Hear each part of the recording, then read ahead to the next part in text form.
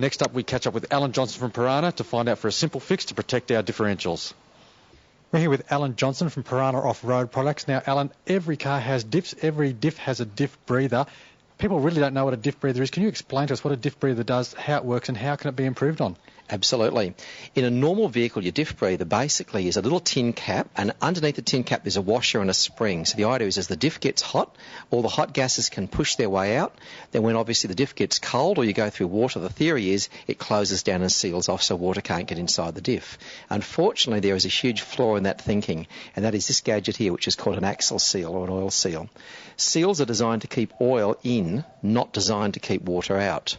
They have a single-way action. They have a lip that goes in one direction. So consequently, when the diff closes and the seal goes on top, the little diff breather works, then unfortunately the diff isn't breathing anymore. Water gets sucked in, and the water gets sucked in because the diff is sealed from the diff breather on top, and there is no other way. There's low pressure inside, so the actual air pressure outside pushes water inside the diff. The ways to get around that are traditionally you either wait before you go through water for the whole diff to cool down, which is sometimes practical, sometimes not.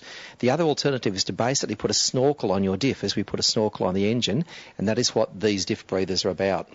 What we do is we raise up the diff breather from being down low on the diff to right up high inside the engine bay.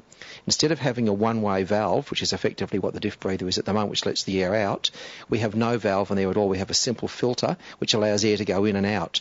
So because the air can go in and out, we don't suck water in. We take the line of least resistance.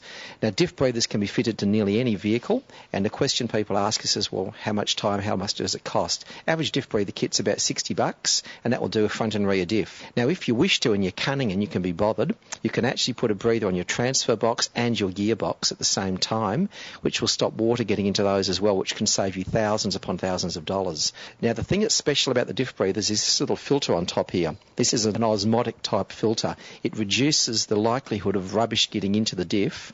Now, if you want to do this on the cheap, there's a couple of ways you can do it. You can actually go out and get old fuel filters, squirt a bit of oil into the things, and that will hopefully reduce water coming inside the diff if ever you do suck water. This will reduce water coming in. It's a proper bought product. It works a bit better. And that's basically the quick story on diff breathers. So the manufacturers set these up, forward drivers go out and use their diffs, and basically they get quite a bit of water in those diffs and the water can't get out because of the way the seal works.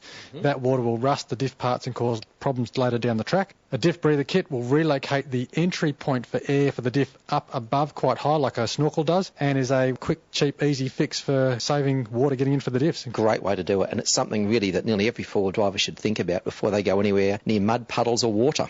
Alan Johnson, a great idea once again. Thank you very much for your time. Pleasure indeed. Thank you.